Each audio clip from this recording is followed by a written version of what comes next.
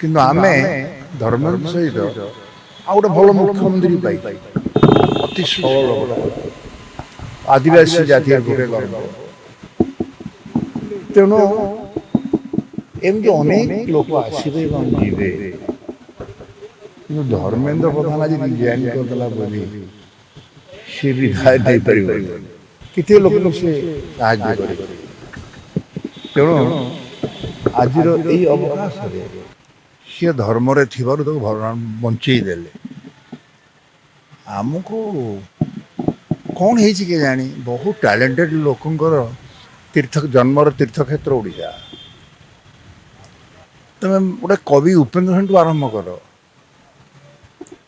ଏବଂ ଯେତେ ସବୁ କବି ଅଛନ୍ତି ଓଡ଼ିଶାରେ ଆପଣ ଅନ୍ୟ ଷ୍ଟେଟ୍ରେ ପାଇବେନି। ଠିକ୍ ଠିକ୍ ସେଇଭଳି ଯେତେ ସବୁ ରାଜନୈତିକ ନେତା ଜନ୍ମ ହେଇଛନ୍ତି, ମୁଁ ଧର୍ମେନ୍ଦ୍ରଙ୍କ ବାପାଙ୍କ ସହିତ କାମ କରିଛି, ଆମେ ଏକା କମିଟିରେ ଥିଲୁ। ଆପଣ ଅଭିଭୂତ ହେଇପଡ଼ିବେ, ବାପକୁ ବର୍ତ୍ତମାନ ପୁଅ ବଢ଼ିଗଲା। ଧର୍ମେନ୍ଦ୍ର ଗୋଟେ ମହାନ କାମ କରିଛି ଇସ୍ତଫା ଦେଇଦେଇକି। ରାଜନୈତିକ ଲୋଭ ନାହିଁ, ମୋହ ନାହିଁ, ସେଇଥିରୁ ପ୍ରମାଣିତ। ତା ଉପରେ କହିଲେ ତ ସରିବ ନାହିଁ। ତେଣୁ ଗୋଟେ ଲୋକ ତା ଜୀବନରେ ଲଢ଼େଇ କରିକି ତାର ଏପରି ସବୁ କାମ କରିଛି, ସବୁ କଥା କ'ଣ ଆପଣ ଦେଇପାରିବେ ନା ମୁଁ କହିପାରିବି। କିନ୍ତୁ ଆମେ ଧର୍ମେନ୍ଦ୍ର ସହିତ ଆଉ ଗୋଟେ ଭଲ ମୁଖ୍ୟମନ୍ତ୍ରୀ ପାଇଛୁ, ଅତି ସରଳ ଲୋକଟା ଆଦିବାସୀ ଜାତିର ଗୋଟେ ଗର୍ବ। ତେଣୁ ଏମିତି ଅନେକ ଲୋକ ଆସିବେ ଏବଂ ଯିବେ, କିନ୍ତୁ ଧର୍ମେନ୍ଦ୍ର ପ୍ରଧାନ ଆଜି ରିଜାଇନ୍ କରିଦେଲା ବୋଲି ସେ ବିଦାୟ ନେଇପାରିବନି। କେତେ ଲୋକଙ୍କୁ ସେ ସାହାଯ୍ୟ କରିଛି। ତେଣୁ ଆଜିର ଏଇ ଅବକାଶରେ ଧର୍ମେନ୍ଦ୍ର ପ୍ରଧାନଙ୍କର ମୋର ଏବେ ଦେଖା ହେଇନି, ମୁଁ ଟିକେ ଯାଇଥିଲି ବାହାରକୁ ଯାଇଥିଲି। ତେଣୁ ବହୁତ ଦୂରକୁ ଯାଇ ସେଠି ଗୋଟେ ପ୍ରବାସୀ ଓଡ଼ିଆଙ୍କର ଗୋଟେ ବିରାଟ କୀର୍ତ୍ତି ଦେଖେଇଲି। ଜଗନ୍ନାଥ ମନ୍ଦିର ସବୁ ଏକାଠି ହେଲେ, ମୋତେ ବିଭିନ୍ନ ପ୍ରଶ୍ନ କଲେ, ମୁଁ ତା ଉତ୍ତର ବି ଦେଲି। ହାଇଦ୍ରାବାଦ ଯାଇଥିଲି କହିଦେଉଛି, ସେଠି ଯେତିକି ସଭାରେ ଯୋଗ ଦେଲି, ଯେତିକି ବନ୍ଧୁଙ୍କୁ ଦେଖିଲି, ମୋର ଗର୍ବ ଓଡ଼ିଆ ମାନେ ସେ ଯେଉଁ କୀର୍ତ୍ତି କରିଛନ୍ତି। ଆପଣଙ୍କ ମାନେ ଗୋଟେ ମନ୍ଦିର କରିଛନ୍ତି, କ'ଣ ହେଇଛି?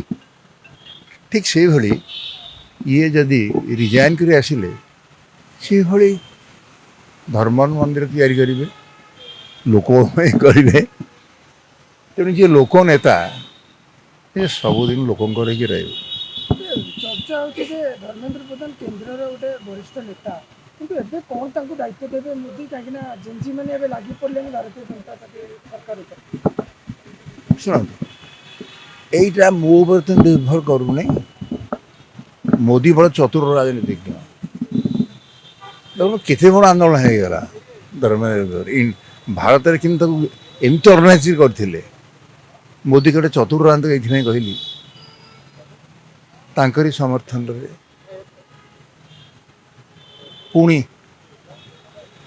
ସେ ଆସିଲେ, ଓଡ଼ିଶାକୁ ପଳେଇ ଆସିଲେ, ତାଙ୍କ ନିଜ ଜାଗାକୁ ପଳେଇ ଆସିଲେ। ତେଣୁ ଅନେକ କଥା ଅଛି, ସବୁ କଥା କୁହାଯାଏନି। ଯିଏ କରିକି ଦେଖେଇ ଦିଏ ତାକୁ ଆମେ ଭଲ ପାଇବା, ସମର୍ଥନ କରିବା। ତେଣୁ ସେ ତାର କରିକି ଦେଖେଇ ଦେଲା।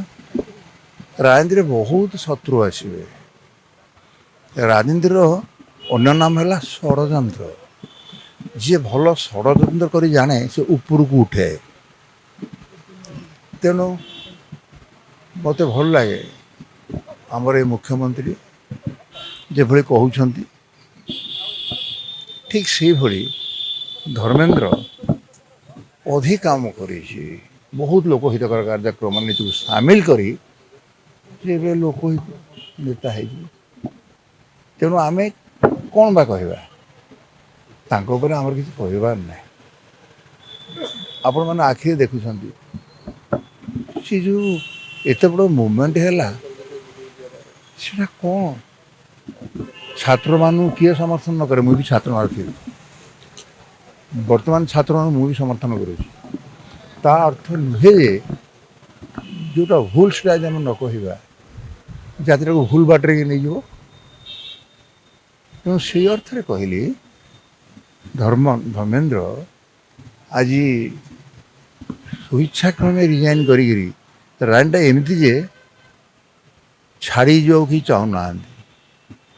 ଏ ନବୀନ ବାବୁ କ'ଣ ଚାହୁଁଛି ଯେ ଆଉ ନବୀନ ନହେଲେ କ'ଣ ସେ ଧର୍ମେନ୍ଦ୍ର ରଖିଥାନ୍ତା? ତମେ କହିବା ମୁଁ କହିଦେଉଛି, ନହେଲେ ସେ କ'ଣ ଆଙ୍କୁ ରଖିଥାନ୍ତା କାହାକୁ? ହଁ, ପାଣ୍ଡିଆନ କ'ଣ କ'ଣ କାହିଁକି? ସିଏ ରହିବେ, ତାଙ୍କ ସ୍ତ୍ରୀ ରହିବେ, ଆଉ ତାଙ୍କର ଦେଖିବେ ନାତି ହେବ ସେଇ ବି ରହିବେ। ତ କରିଦିଅ ଯେମିତିକା ସୋନିଆ ଗାନ୍ଧୀର ପରିବାରରେ ଯେମିତି ହେଲା। ଏତେ ଭିତରେ ତାଙ୍କ ବଂଶ ସମସ୍ତେ ରହିଲେ ଆମର ଆପତ୍ତି ନାହିଁ। ଯଦି ସେମିତି ଲୋକ ଚାହିଁବେ, କଂଗ୍ରେସ ଚାହିଁଲେ ତାଙ୍କୁ ରଖିଲେ କିଛି ଆପତ୍ତି ନାହିଁ। ସେଇଭଳିଆ ଦଳ ଯଦି ଚାହିଁବ, ତମେ କିଏ ତାକୁ ହଟେଇବା ପାଇଁ ଦାୟୀ? ଆମେ ବହୁତ ଦିନ ପରେ ଗୋଟେ ଭଲ ମୁଖ୍ୟମନ୍ତ୍ରୀ ପାଇଛୁ, ବାବା ଏବେ ଧର୍ମେନ୍ଦ୍ର ତାଙ୍କୁ ସମର୍ଥନ କରୁଛୁ। ବାବା ଏବେ ପାଣ୍ଡିଆନ